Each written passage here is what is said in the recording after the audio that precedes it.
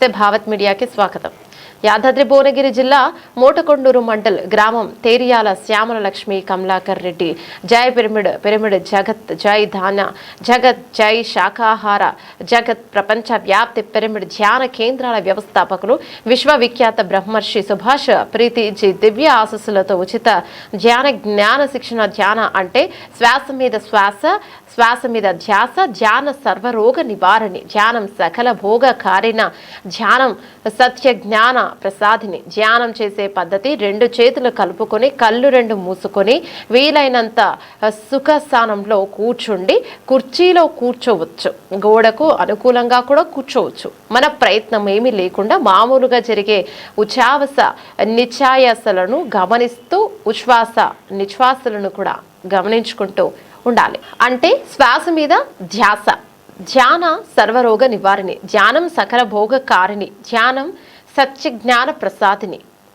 అంటే ధ్యానం చేసే పద్ధతి రెండు చేతిలో కలుపుకొని కళ్ళు రెండు మూసుకొని వీలైనంత సుఖాసనంలో కూర్చొని కుర్చీలో కూడా కూర్చోవచ్చు, గోడకు అనుకూలంగా కూడా కూర్చోవచ్చు. మన ప్రయత్నం ఏమీ లేకుండా మామూలుగా జరిగే ఉచ్ఛ్వాస నిశ్వాసములను గమనిస్తూ ఉండాలి. అంటే కేవలం శ్వాస మీద ధ్యాస పెట్టడం కొంచెం ఆలోచనలో వస్తే తిరిగి శ్వాసను గమనించండి. ఏ దేవతా రూపాన్ని ఏ గురు రూపాన్ని ప్రత్యేకంగా ఊహించుకోరాదు, ఏ నామ స్మరణ చేయరాదు. శ్వాసను గమనిస్తూనే ఉంటే శ్వాస క్రమక్రమంగా తనంతట తాను చిన్నదవుతూ నాసికారకం అంటే భూ మధ్యములోకి చేరుతుంది. క్రమంగా ఆలోచన రహితం స్థితి కలుగుతుంది. ఆలోచన రహిత స్థితిలో అనేక శారీరక ఆదాయత్తి మాకాను భవాలు వస్తుంటాయి. ఇక వాటిని గమనిస్తూ ఉండాలి. ధ్యానం చేయడానికి ప్రత్యేక సమయం సందర్భాలు అంటారు ఏమీ లేవు అలాంటివి. ఎవరి వయసు ఎంత ఉంటుందో కనీసం అనే నిమిషాలు తప్పనిసరిగా రోజుకి 2 సార్లు ధ్యానాన్ని చేయాలి. ధ్యానాన్ని ఎవరైనా ఎప్పుడైనా ఎక్కడైనా చేయొచ్చు. ప్రతి పిరమిడ్ మాస్టారు ధ్యానం చేస్తే ధ్యానం చేయిస్తూ ఒక పిరమిడ్ కడితే జన్మ ధన్యమై కంప్లీట్ మ్యాన్ అవుతాడు.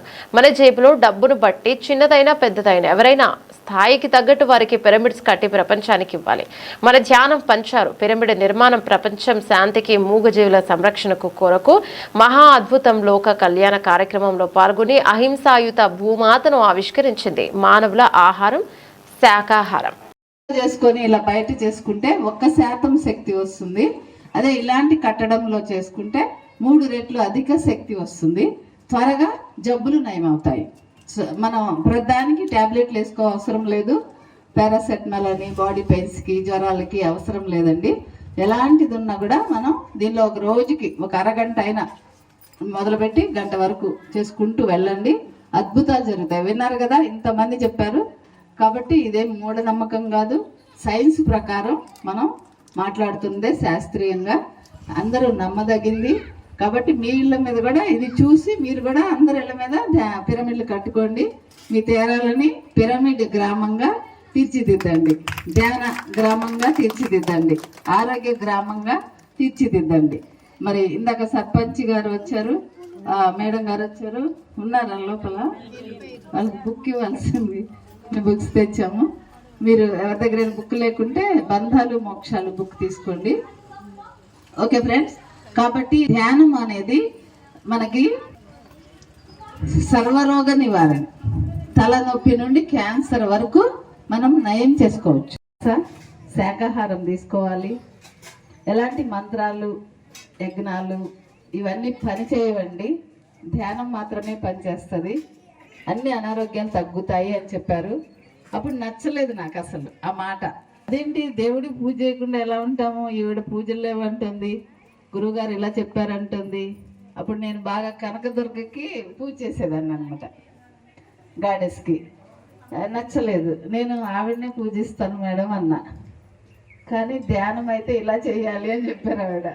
కొంచెం చదివి తెలివితేటలు ఉన్నాయి కదా, మండిగా ఉంటాం కదా, సరే వదిలేసింది ఆవిడ.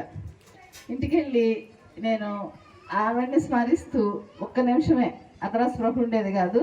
బాడీ అంతా విపరీతమైన పెయిన్స్, 5 నిమిషాలు కూడా కూర్చోలేకపోయేదాన్ని. మీరు ఇంకా ఇన్ని గంటలు కూర్చున్నందుకు మీ అందరికీ అభినందనలు.